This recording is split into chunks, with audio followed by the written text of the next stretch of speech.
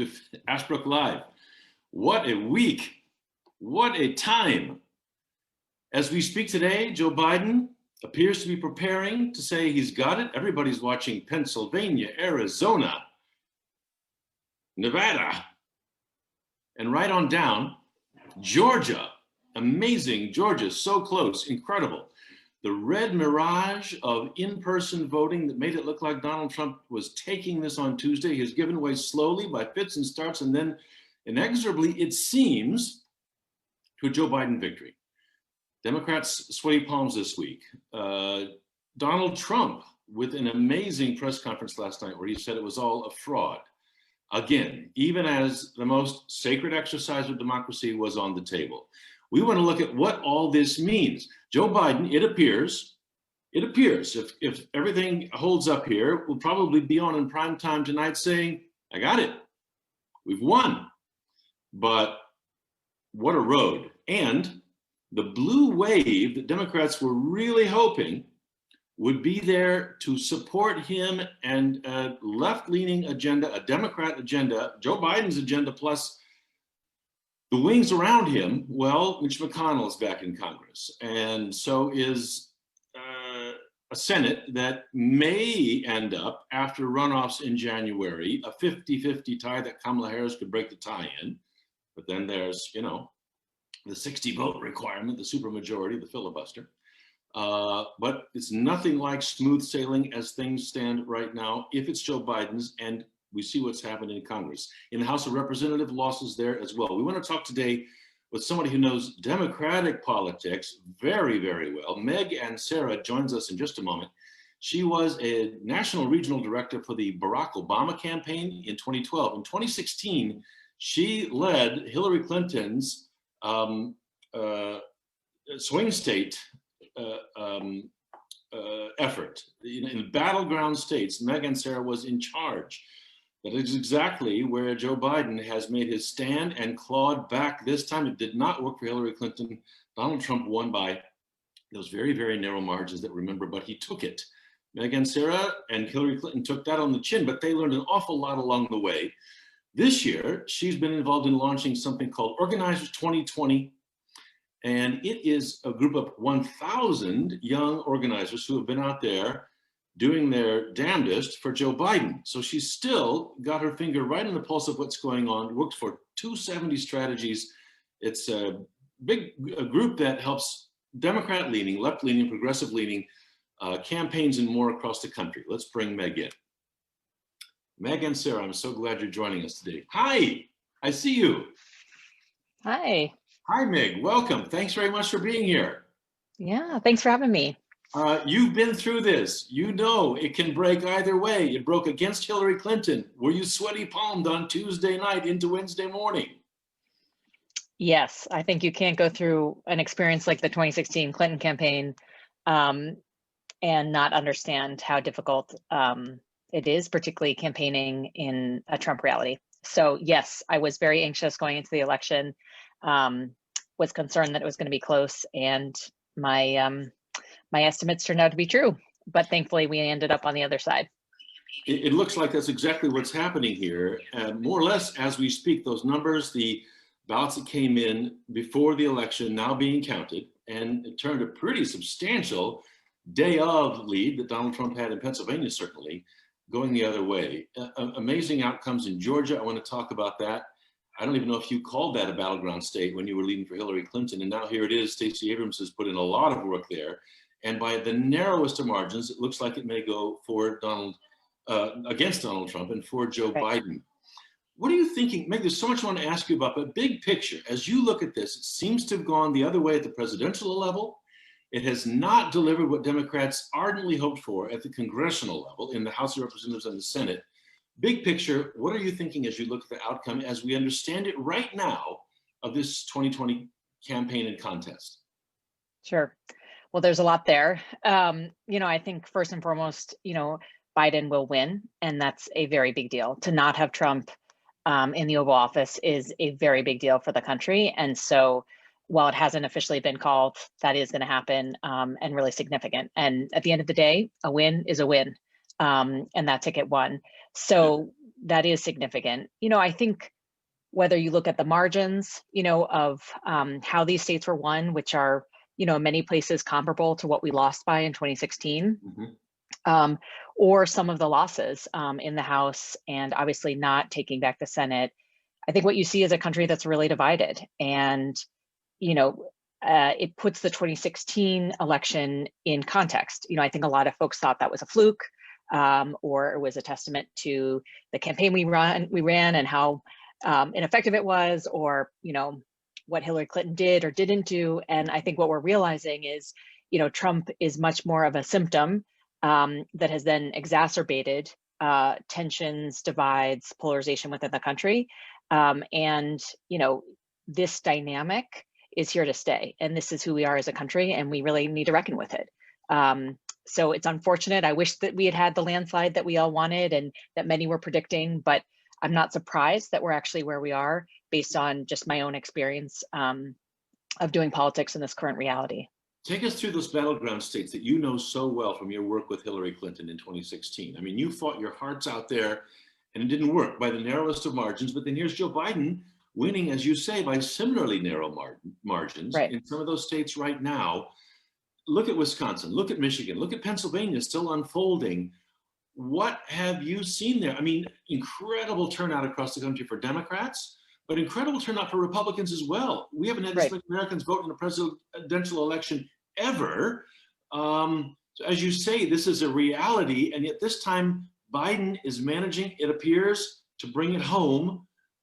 When it's that close, I don't even know if you can discern what the difference is, but you've been in the thick of it. You think about these things all the time. What do you think brought Wisconsin in for him, Michigan in for him?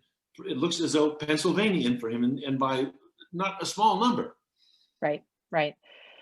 Well, I think, my background is as an organizer, and, I think there are always lessons to be learned from both winning and losing, but sometimes you can learn the wrong lessons and sometimes you learn the right lessons. Okay. And I think coming out of 16, a lot of the right lessons were learned in the sense of we have to invest locally.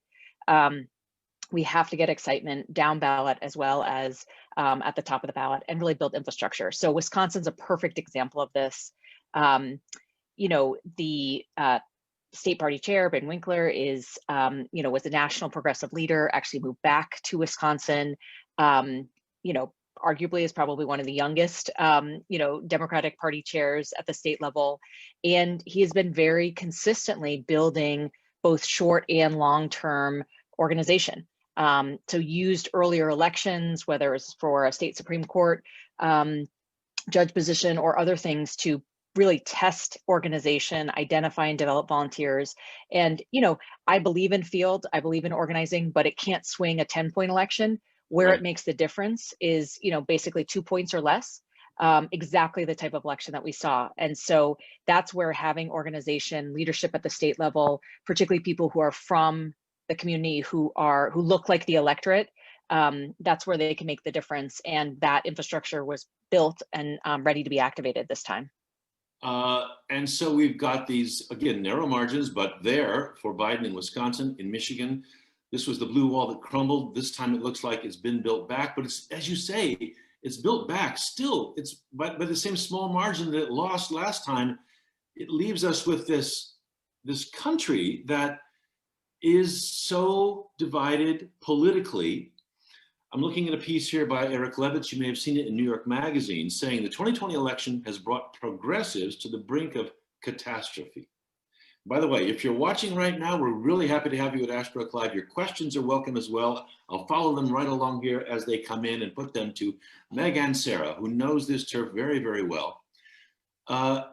Eric's thesis is sort of the opposite of what, that I had a dream of a week ago among many Democrats, was you would come with a real majority in the Senate. Democrats would strengthen their majority in the House. You'd still have the filibuster to think about, but there would be room to move. Joe Biden would be able to come in with an agenda and implement that agenda. I have to admit, that was pretty appealing to me because I'm more than a little bit, I don't know if terrified is the right word, but a great country can't be paralyzed forever The world is changing. The challenges, internal and external, are large. We need to be in a dynamic state where we're grappling with and acting on the problems we face. And the idea that Biden might come in and begin to do that, and to grapple with the progressive wing of his party in a more serious way, AOC and the whole crew and their vision of the future, which many young voters have so embraced, this was exhilarating in a way. I thought, here we go. We're going to have action. We're going to have dynamism. We've been paralyzed for so long. We can't stay in that state. Now there's Mitch McConnell. And, Eric Levitt says, look, with Mitch McConnell there staring at Joe Biden, maybe the Democrats will, in runoffs in Georgia in January that now appear that they may be the path there, maybe they'll be able to bring this up to a 50-50 tie that Kamala Harris would then be the tie-breaking vote. But it's just 50-50. That still gives Mitch McConnell an awful lot of power. And that's a narrow path. There's no guarantee of that 50-50 Senate after early January.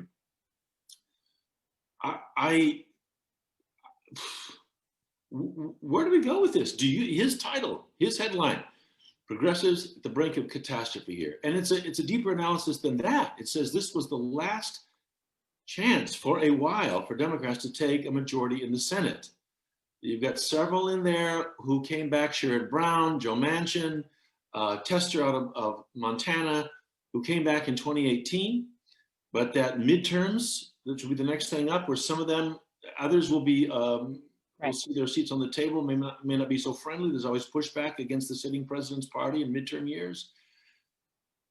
So celebrating maybe today, Joe Biden in the White House, but what about this analysis that a progressive agenda, even just a Joe Biden agenda, who's historically been pretty moderate, looks in big trouble. Eric says no Supreme Court justice is going to come in as long as Mitch McConnell is there under Joe Biden. No action on climate, no action on immigration, no action on so many fronts where we need to move forward in this country. What do you see, Meg? Right. Well, I think there's signs to be encouraged by, and there's definitely some pretty strong warning signs. I agree with some elements of his article, but not all of them. I think first and foremost, this is where you need to differentiate the Electoral College and the popular vote. So, yes, there are some very narrow margins in key battleground states that decide the Electoral College because of how we select our president, for better or for worse in my opinion. But if you look at the popular vote, this is now the 7th out of the last 8 elections that Democrats are winning, and winning by millions. And so to say, in American history that one party has taken the majority vote in presidential elections. Right. So while I do think that there are things that are urgent and concerning and need our attention, it's important to not conflate these things and to not ignore the millions of people. And sometimes even when you look at the maps, they're confusing, right? It looks like this sea of red with these, little spots of blue, but people vote, not land. And I think it's easy to lose sight of that. And, my hope is, even with a Biden win, that we can begin a conversation about the Electoral College and how it is incredibly problematic. Putting that aside, I do think it's going to be challenging for him. Mitch McConnell has consolidated a lot of power and introduced a whole new tenor in the Senate. And, the normal rules don't apply, much in the same way that Trump has. I will say, brutalist majoritarian rule in the Senate. Absolutely. Right. Just locking. And I think, really locking in minority rule in a way that's going to last for a long time. So that is incredibly problematic. And, I would have really liked to have taken back the Senate. In what world would Mitch McConnell in that state act to change anything about the Electoral College? A vote in Wyoming today has 70 times the weight of a California vote. Why would he want to change that? I mean, you said you're hoping for something. No, he won't. No, he won't. I mean, that's a hope, not something that I actually think is going to happen. I think that in terms of the concerning signs, there's Mitch McConnell's leadership and the fact that it'll be even or he'll have a slight edge in the Senate. We are not in a strong place going into the next 2 election cycles in terms of who's going to be on the ballot. And we actually lost control of some legislatures, New Hampshire and Alaska, at the state level, which has huge ramifications for redistricting, as well as state laws. So, I think there's a lot to be concerned about, absolutely, and I don't want to underestimate that. At the same time, I don't think we actually know exactly what a Biden presidential style is going to look like. This is someone who knows government, extremely well and has longstanding relationships, including with McConnell. Do I think that's going to overcome, his kind of driving instinct to consolidate minority power? No, but I do think it's a very different dynamic. I also think, Biden is inheriting a mess. The country is in very deep trouble. And I think you're talking COVID, you're talking the economy, you're talking what fronts? all of the above. Yeah. And I think this does and could potentially temper some expectations. I think some folks might expect him to, just with the snap of a finger, change things overnight. And I think that's not going to happen. That's going to be illustrated, which may be helpful in terms of the, management of expectations. I think at the end of the day, my belief is that we need to continue to focus our attention upon applying pressure, but the way that we fundamentally change this is at the local level, right? Through passing state laws, and through, frankly, developing more of a pipeline than we did, which has sort of come back to bite us at this point in time, because we don't have the depth and the state level control that is both a pipeline as well as an avenue for creating change. So my hope is that this will, in addition to keeping, our foot on the gas pedal at the federal level, that we reinvest at the state and local level, because that's what I think we ultimately will need long term. I want to come back to that and the 1,000 young Democratic Party affiliated organizers that you've helped put on the street in this campaign. They could be very effective in that, I suppose. But yep. But state legislatures, you talk about going local, as you say, there've been setbacks there, not gains. Right. They're going to be drawing the redistricting after the census that's just been completed, a bit on the rush side under Donald Trump. Right. That's a lot of power to draw those. We've seen the extreme, radically gerrymandered districts that Republican state legislatures have drawn in the past. How, at so many levels, I wonder what happens to the progressive energy. If you're talking about that we see at the lower level, that we see trying to bubble up, that we see emerging in different places, if you're talking about building a pipeline from the grassroots up, that sounds like a long process. Republicans know it is. They spent a long time doing it. When we have challenges and problems that are urgent and in our face right now. Right. The reality is you have to do both.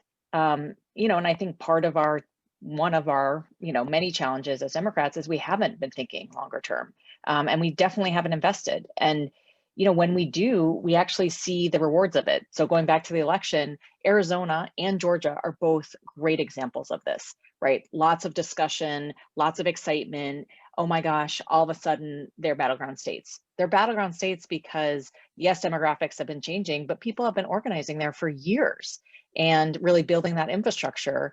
And so now that has, matured to a level that it can be activated. Power has been built, sometimes out of the ashes of loss. And so, yeah, it is a long-term strategy. It's going to take a lot of work, but, as an organizer, you build through action, right? So these aren't, discrete efforts, right?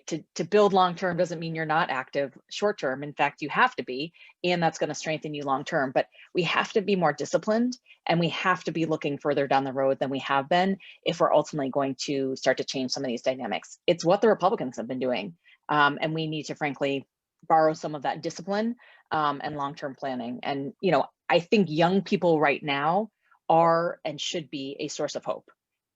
They are overwhelmingly more progressive. And actually, unlike, when I was graduating from high school and college 20 years ago, they're actually seeing politics as a viable avenue for change. They're starting new organizations, but they're also running for office. They are working on campaigns in a way that we haven't seen for a long time. Now, our challenge is to make sure that we continue to support them to stay engaged, right? And they don't disengage out of frustration or challenge. But I think that there's a lot of reason to have hope because they are much more progressive, on any measure. They are more diverse. And, they're pretty effective in terms of organizing. So I think they're a huge source of hope, but one that needs to be nurtured and supported long term. Joe Biden has talked a lot about unity. That was his sort of closing message to the American people, that he'll be Right. president of all the American people, not just the ones who vote for him. Very different message from Donald Trump, who talks about my cities, their cities, Right. all that jazz. Very, very divisive. What happens within the Democratic Party now?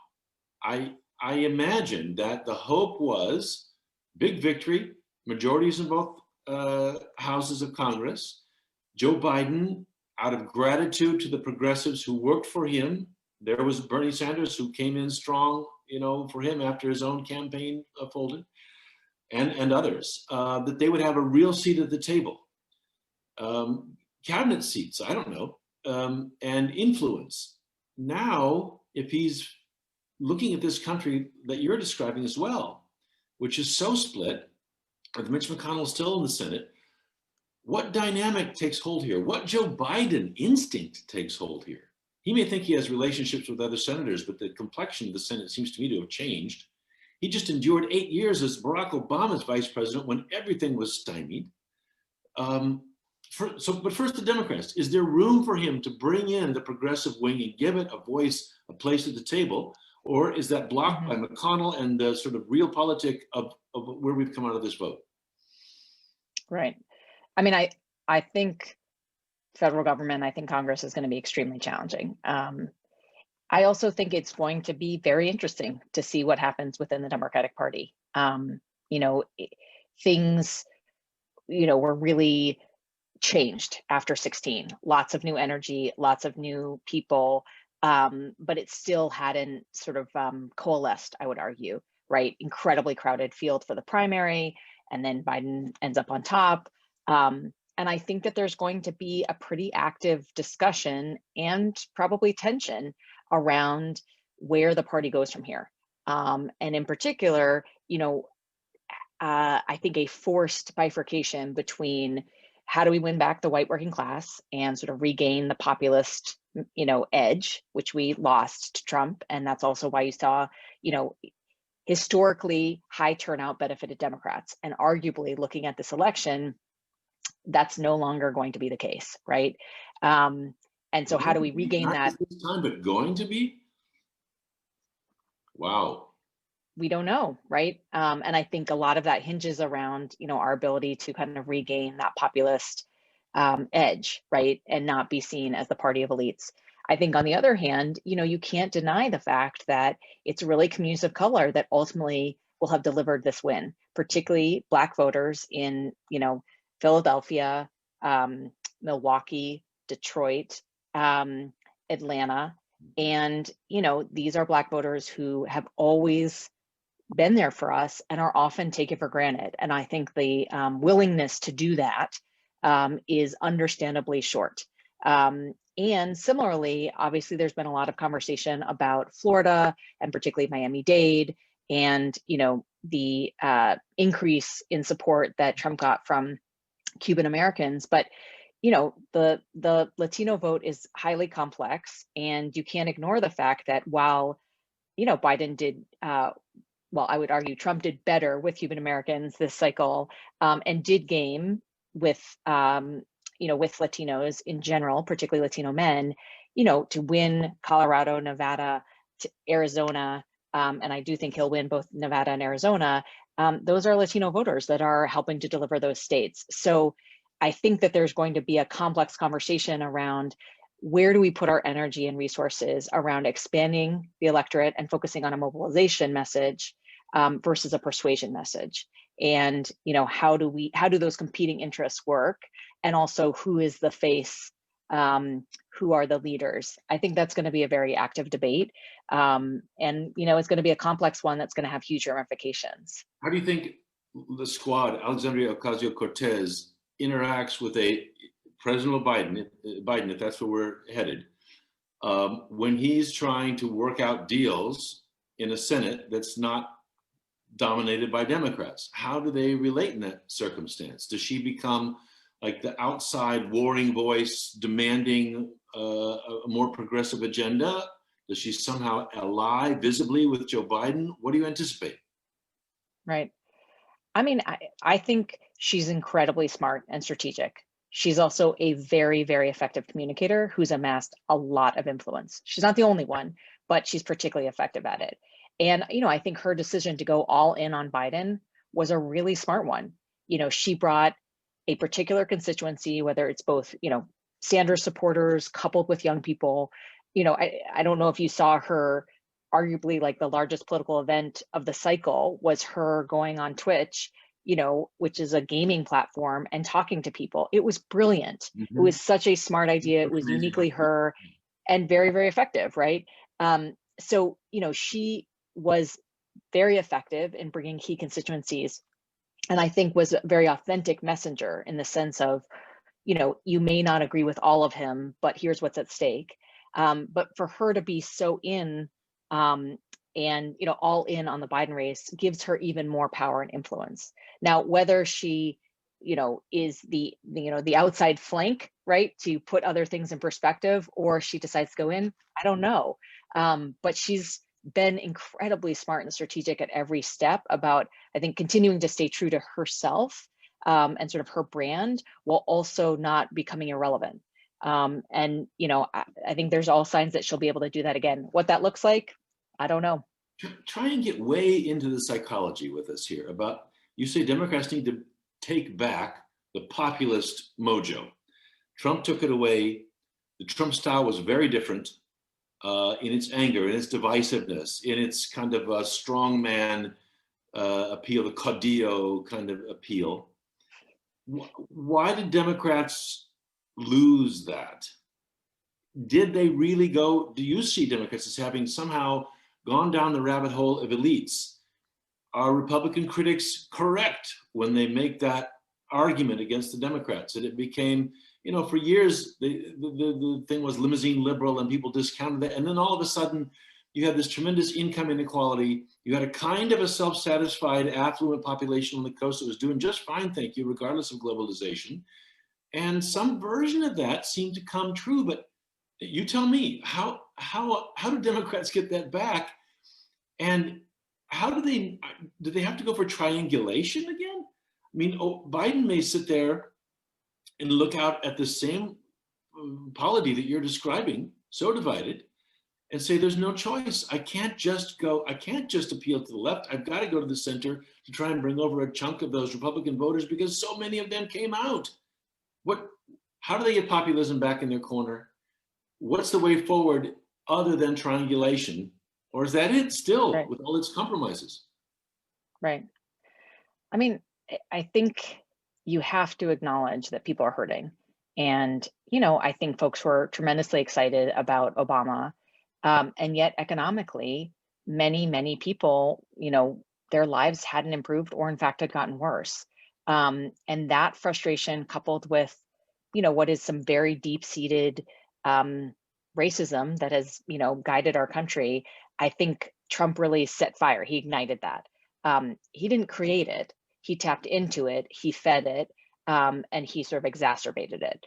I remember there was this moment on the 2016 Clinton campaign when I was the Battleground States Director, and I remember seeing at a point in time that the Virginia Grand Wizard of the KKK issued a press release of his endorsement of Trump. And, the fact that the KKK still existed, the fact that they were endorsing Trump, none of that was a surprise to me. But the fact that they issued a press release I had not seen that before. And I think it was, one of many signs when I look back in hindsight to say, there's something different going on here in terms of tenor, and he's tapping into something and bringing it out of the shadows. And I don't think that we listen to that. And the country itself is getting more polarized, right? And your experience of people who think differently than you, particularly in politics, is getting less and less. And so your ability to kind of listen, empathize, connect, I think is just getting really challenging. And then you've got, Fox, which is sort of this hammer and amplifier of these incredibly divisive messages, many of which are not true, right? But I think that, kind of the socialist hammer definitely had traction, particularly when you have everyone saying the same thing over and over again.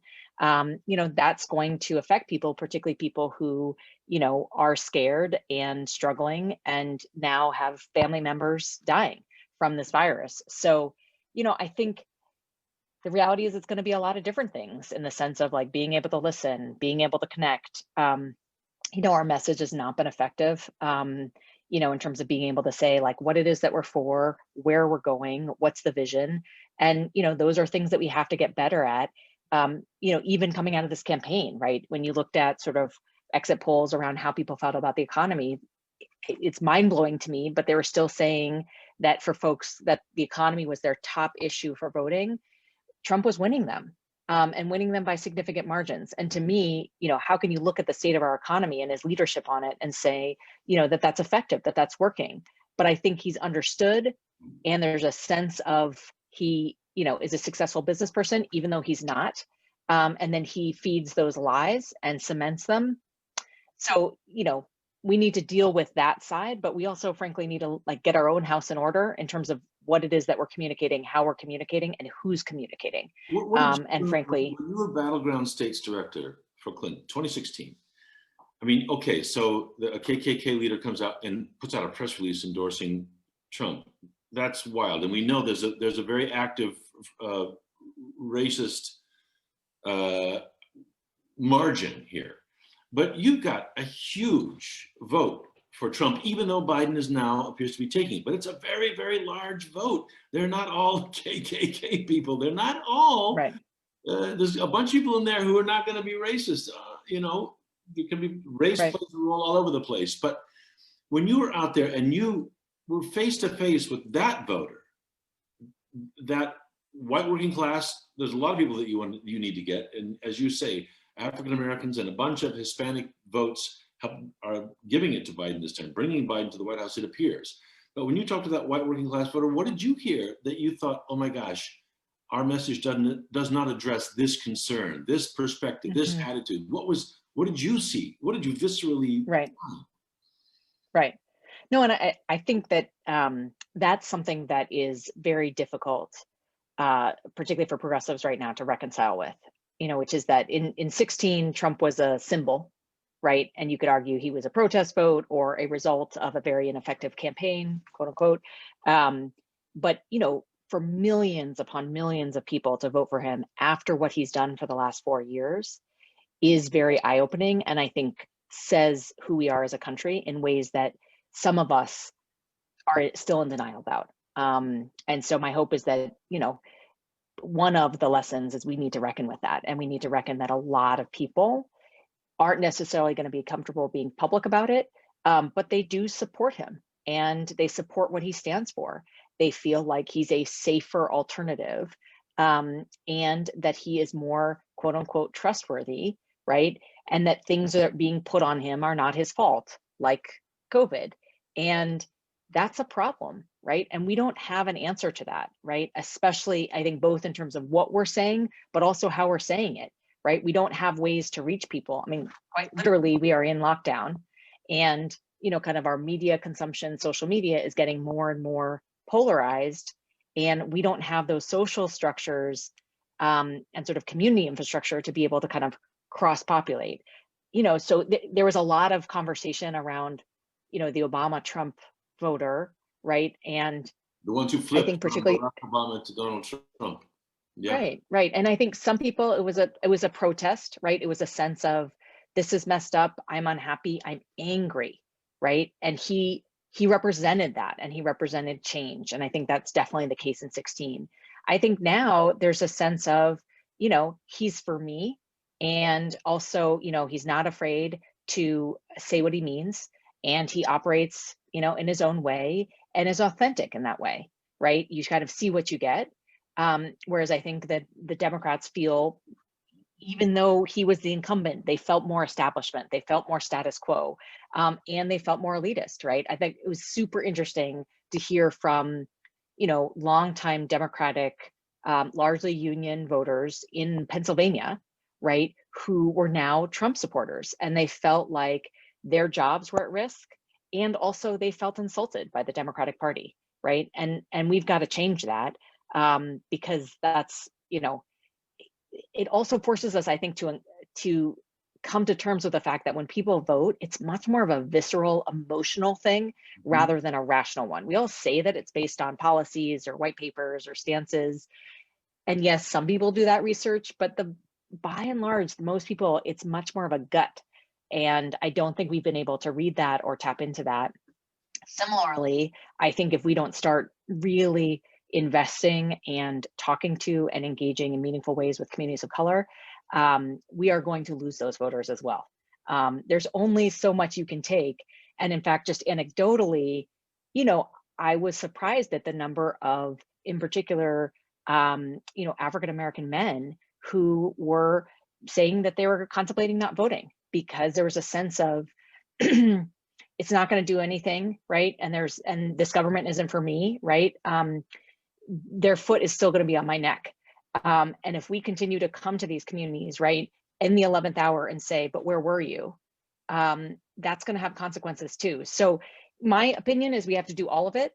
But I think a lot of people are forcing a choice, which is not right. And I think ultimately not feasible. Here's a listener, Nell says, is the Brahmin left's obsession with racism helpful?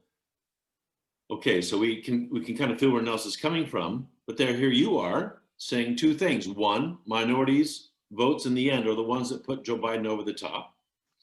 And you can't deny that.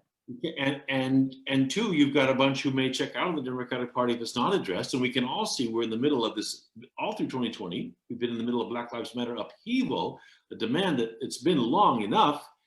And yet there's the pushback against that. And here's the 50-50 nation in front of us. And you're talking about how do you reach at that gut level on the other side of the ledger, the white working class guy who may have aligned with Trump. It can seem like an impossible thing to do all at once. Does Joe Biden have the wingspan to pull all that together? I hope he does. I'm hopeful that Kamala Harris will play a key role in that as well. Right, right. But no, it's a balancing act, right? And I think that someone like Obama had such charisma, and he was such an effective communicator that he was able to bring together this coalition. And I don't know if it's going to look exactly the same.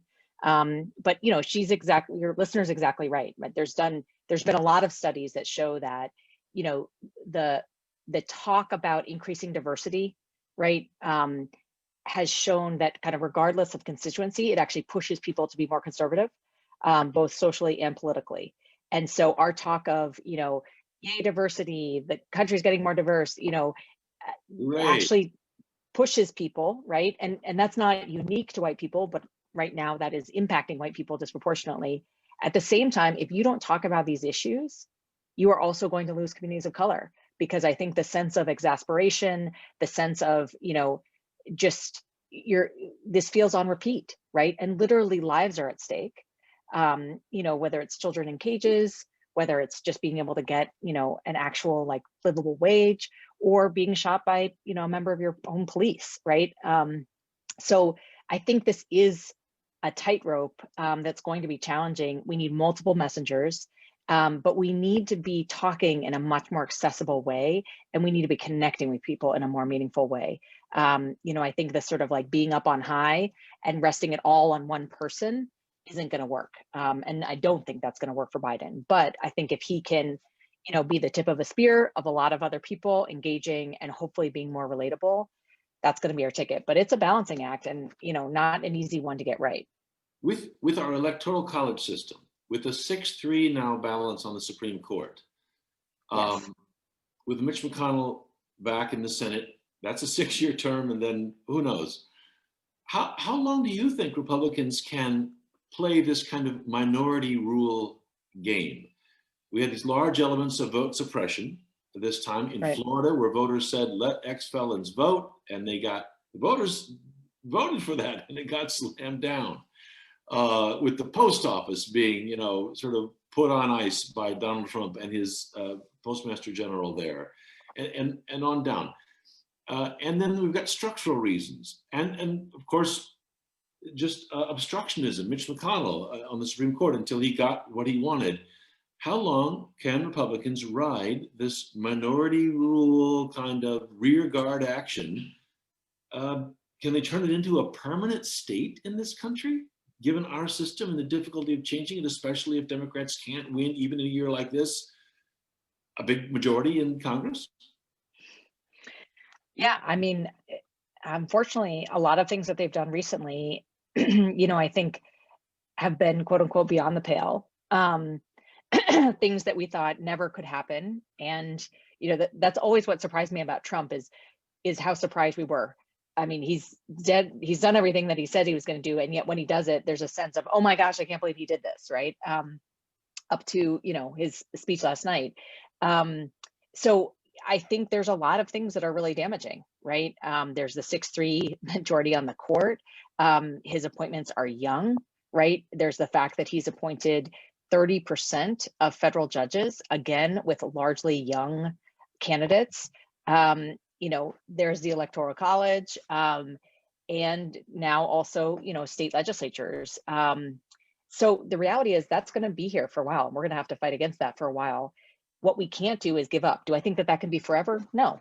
The question, and I ultimately believe, particularly as someone who in the last couple of years has spent a lot more time with kind of the next up and coming generation, this is not who we are in the long run. The challenge is, how do we expedite, I think, the evolution and change that's going to happen anyway, and frankly, mitigate more damage being done? That's our challenge. And, that's not an election cycle challenge. That's not a year challenge. That is the work. And I don't think it's going to be easy. I think they have amassed a lot of power. It's going to take a long time to overcome. And that's why we really need to buckle up and do the work. So yes, it's going to be here to stay. And yes, we need to keep fighting against it. Who do you expect to see in Biden's cabinet? Do you expect to see Elizabeth Warren in there? She's signaled she'd like to be Treasury Secretary. Do you expect to see Pete Buttigieg in there? He was a very effective spokesman on Fox News for Joe Biden in these last weeks of the campaign, right, and more. And on down the line, who do you expect? I don't know. I have steered clear of those political conversations. I will say that I think, so I'm not going to do the guessing name on that. I will say that, I think he's going to be thoughtful about representation and diversity. Not taking back the Senate makes Senate seats that much more precious. So that's probably not good for some senators who were hoping. I think even if they're from safely blue states. On her Senate seat, there's a Republican governor in Massachusetts. Who knows what would happen there? Right. So I think for some people, based on the outcome in the Senate, even if it's, 50-50, that's going to curtail some of their ability, to be considered. But those cabinet picks are going to be fascinating. They're also going to really matter.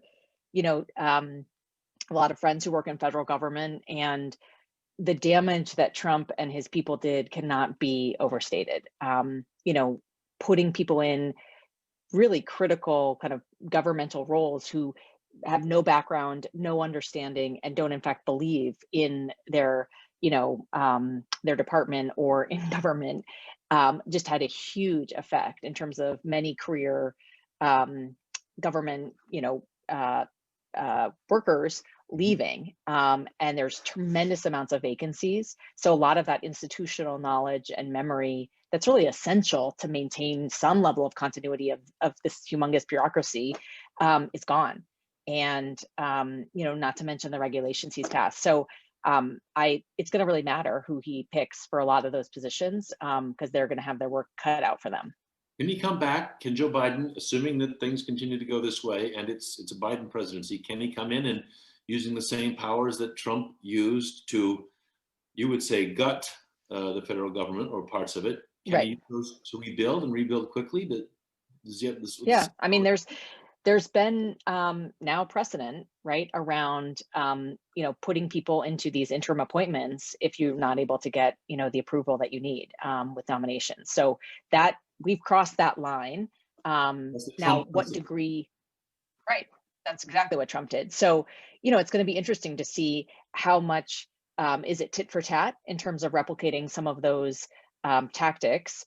versus sort of, what do you call it? An acting this or an acting that. Exactly. The system is so messed up. I mean, they're supposed to have advice and consent Yes. here. It's supposed to help make us wiser and more cool-headed, and instead it just becomes chaotic. Yeah. And I think those are going to be tough calls for Biden, right? Because on the one hand, it's like, the adage of, don't bring a knife to a gunfight, right? Like it or not, we're already here, right? And you see that with a lot of the conversations around the court. Destroy the thing he spent his entire life in the Senate to sustain. Right. But at the same time, right, there, he is committed to these institutions, right? Many, many decades there. And also, I think there's a spirit of, as Michelle Obama said, when they go low, we go high. And, those are going to be tough calls that he's going to have to make in terms of, when does he kind of get down and dirty and basically use the same tactics? And when does he choose to, quote unquote, rise above it? That would have been front and center, when it comes to judicial reform, right? If he had taken the Senate, that's off the table, but there's going to be other things, whether it's appointments or other things, that's going to call that into question. And he's going to have to wrestle with that. Lorraine is writing to us here. She says she wants to feel again like she felt in 2008 when Barack Obama was first elected, that kind of euphoric sense of anticipation of great change and great things. You're describing something much more like, and I'm not arguing with it, but look, it's trench warfare, and it will continue to be trench warfare. Yeah. I don't know what the psychological significance is. People who are sort of yearning for this big soaring up into a new day, and instead it's like, nope, put your armor back on and get back out there. You spend a lot of time in those trenches. How do you sell that message? How do you drive it home for people in a way that they're both energized, and not just beaten down by battle? Right. Well, I mean, first and foremost, it's important to not lose sight of a win. And, Joe Biden and Kamala Harris are going to win. And that is a big deal. And, never underestimate Democrats' ability to basically tank their own party, right? Like we're already, but it wasn't this, and is it going to be this? And, at a certain level, you need to celebrate and, get some swagger on. And we need to do that because, while I would have wanted, right, these other gains to happen, absolutely. But the fact that Trump is going to no longer be the president is a big deal. And we need to realize that, right? So that's like number one. We got to celebrate, got to get our swagger on and not underestimate. Now, it's a whole other conversation around polling and expectations management. That clearly didn't work this cycle, along with other things, but a win is a win. And who is in the Oval Office matters, especially when it comes to getting Trump out of there. And that's happened, right? We are going to have the first woman, vice president, who also happens to be a woman of color. That's a big deal, right? So we can't kind of skip over that. I think there is another lesson to be learned. And look, I was on the same, Obama train. I still, seeing him on the campaign trail was incredibly emotional for me. I worked for him on his reelection campaign on 2012. So I'm right there with your listener, with Lorraine. At the same time, I think one of the lessons that I learned from that time, which is that these are not easy things and they're not overnight and they cannot be put on one person's shoulders, right? I mean, that's the lesson that I feel like we had to learn again with RBG, right? With her passing, which is, it was so heartbreaking, given what she stood for, given what she was about, and for her to die so close to the election, right? And for her wishes to be so neglected. And it's easy to say like, well, why didn't she just step down, and retire when Obama, right? But the reality is like, that's on us in the sense of so much of that being on one person's shoulders. It just doesn't work. It's not how change happens. And, that's definitely one of the lessons that I have taken from the Obama years, which is like, this is complicated and this is hard and it's messy and it's going to take a lot of work. And it's really, it's an exceptional thing to have such a coalescing, magnetic and talented person as we had in Barack Obama, but we can't be waiting for that. And we also can't be thinking that that one person is going to fix everything. That's a recipe for disaster. It's more like, putting your shoulder down and doing the work day in, day out. If you need to take a break, great. That's when celebrating really matters too, right? It helps to sustain you. And I think that there's a lot to be excited about, right? The number of transgender people who are going to be in positions of government, right? The fact that Arizona and Georgia are battleground states, like legitimate battleground states, is a big deal, right? So on the one hand, a lot of work to do, and we all got to like roll up our sleeves, get into it. On the other hand, don't ignore the wins that have happened, because progress is happening. We are learning and we are getting better. And if you don't take stock of that and learn from your success, you're also going to doom yourself. So are we going to see more Trumps, mini Trumps, Trump twos, Trump again in 2024, or a young Trump? yes, Do you expect the Republican Party to put up more leaders in that? absolutely. I mean, I think that, you know, one, it's a politics based on fear, and that is very, very dangerous, right? We saw lots of Republicans who are critical of him before who just didn't stand up to him, right? Just think about the speech that he made last night, which was a written type speech. The number of people who had to look at that and approve it, and for I him don't to know if it's like go, so many people actually. yeah, So and so there's this complicity, you know, it's just really profound, and it's really based on fear, right? They're scared of him and they're scared of his supporters. I don't think that's going away, right? Again, Trump is a symptom, not actually a root cause. A friend of mine was saying it's Trump's like a rotten tooth, like you take the tooth out, but you still have all the damage and the pain and the hurt. I feel like that's true there. And the fact that he did as well as he did, frankly, is going to be a message to people to say his type of politics, right, is a winning type of politics. And so I think, unfortunately, many Republicans are going to double down, right? There was, I'm blanking on his name, but the super young member of Congress who was elected, and his first tweet after the Madison, I forget the last name. right. The guy who went to C, visit Hitler's place in the mountains of Germany. Oh, great.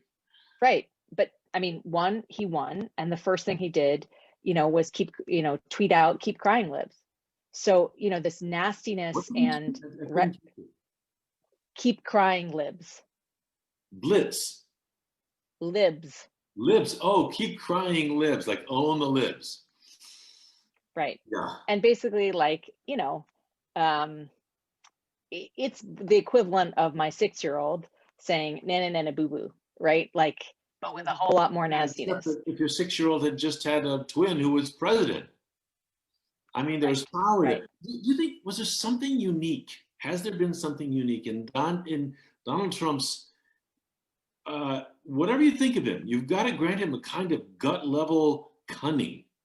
He reads scenes and he reads situations very quickly, and he acts in a way that I find amoral and hugely destructive, but yet it was a way that got its hooks into an awful lot of people. Not everybody has that skill, or call it whatever you like, that knack. Does that make him unique? Can others follow in that mold and be so effective in gaining power? I mean, he's a classic bully. I mean, yeah, but a lot of bullies end up just, you know, at the side of the road. He ended up in the White House. Yeah, and he's still a bully. I mean, yeah. No, but if you look at those dynamics, right? And I mean, I say this as someone who has like 3 kids, 2 of whom are school age. Like, it's the same dynamic, right? It's people who have that quick line, right? And who rule based on fear. I don't think that it's ultimately sustainable, but it is very effective. And he just took it and supersized it. And I do think, I don't see it as being unique. I think he was effective at stoking the fires and was at the right time, right? In terms of being able to, you know, take advantage of it. And I do think that we're going to see the Republican Party increasingly double down on that strategy, because they're going to say, right, with these types of margins in battleground states, right? I mean, we will basically have won Wisconsin by almost essentially the same margin that we lost it by in 2016, right? Then you say, okay, this is on the margin, right? And people are going to double down. And, you know, he's emboldening his supporters too, right? The sort of totally confused mixed message, you know, protests around count the ballots, stop counting the ballots, right? The aggressiveness of those protesters. We don't know what's over with that. I mean, we're told that the Secret Service has now put a protective bubble around Joe Right. Biden's house. That on the presumption or the expectation that it may well be him, and we may well know soon. But it's a long time till January 20th. And we don't know still what happens yet. Do you anticipate Donald Trump going quietly? No. What is a disquiet? What does an unquiet exit look like? He's going to throw a tantrum. I mean, this is a man who's lived his entire life without accepting any sort of consequence, right? Either he's just blatantly ignored it, or the people around him, starting with his father to, people who worked for him, to his own children, they've all buffered. He's never had to live with the consequence of his actions, of his failures. He's not going to do it now. He's incredibly thin-skinned, right? And he's completely obsessed with himself and his image. So I think he's going to throw a ton of tantrums and fits. I think it's been encouraging even in the last 24 hours to see, Republicans start to distance themselves from it. I think they see the writing on the wall, right? To have the leading, GOP state lawmaker in Pennsylvania to say, no, there's absolutely no reason for fraud. To have people like Scott Walker say, Good point in a recount. Right, for him to say 20,000 votes is not something you can overcome in a recount. For Scott Walker to be saying that is a big deal. And I think you're starting to see more of that with people just understanding the writings on the wall, and for them to preserve their own, political or professional trajectory, they need to draw a line. I wish that they had done that a lot earlier about a lot of other things, but this is a big deal. Having a peaceful transition of power is at the cornerstone of our democracy, and he's threatening to challenge that. And so, yeah, a lot of it's going to be on what they choose to do. I think Biden was brilliant, and the Biden team was brilliant in the last couple of days around, him being this powerful contrast, calm, very presidential. It isolates and puts the crazy erratic tantrums of Trump in perspective. I think that's incredibly smart, right? He was transparent, he was calm, he was measured, he was presidential. So hopefully we'll start to see, people continuing to kind of draw the line, because that's what it's going to take. But do I think he's going to go quietly? Absolutely not. Lorraine has been listening to you, and she comes back to say, okay, Meg, I will try to find my swagger again and celebrate. And a lot of people should. Yes. Yes, Lorraine. You go, Lorraine.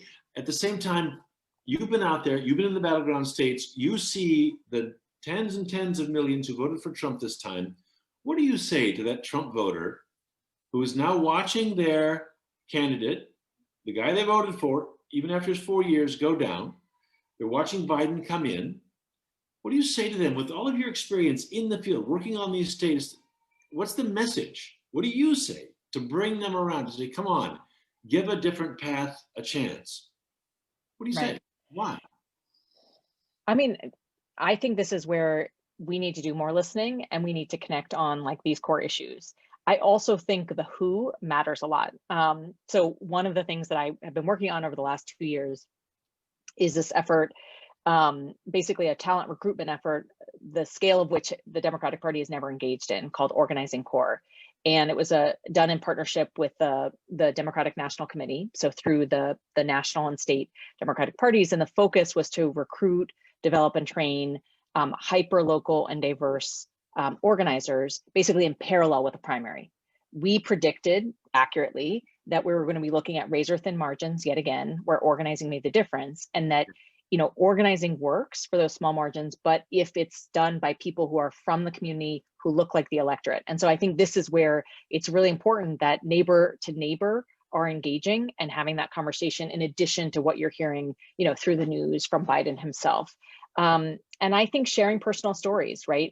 We've seen that, whether it's talking about LGBTQ rights or, other economic issues, if people can find a point of connection, right? And that opens the door to being able to see issues differently. But that takes time. So, the questions I would ask are like, is your life actually better after 4 years? It's not, it's worse, right? I mean, the fact that my kids haven't hugged their grandparents, since March, right? Let alone the people that we've lost, and it's only getting worse, right? And we didn't have to be here. starting to connect those dots, right? And to cut through the rhetoric and actually base this in people's lives. Like, I think if folks start to have those conversations and are invited to have those conversations, I think hopefully it'll lead to different outcomes. I don't know. I don't know if it's that or if it's the next Donald Trump or Donald Trump again or Ivanka Trump or Tom. I don't know which is more effective in buttonholing that Trump voter and bringing them over. I want to think you're right, but I'm not sure what the particular electricity is that manages to change. I think, yeah, I mean, I also think you can't just be anti-Trump.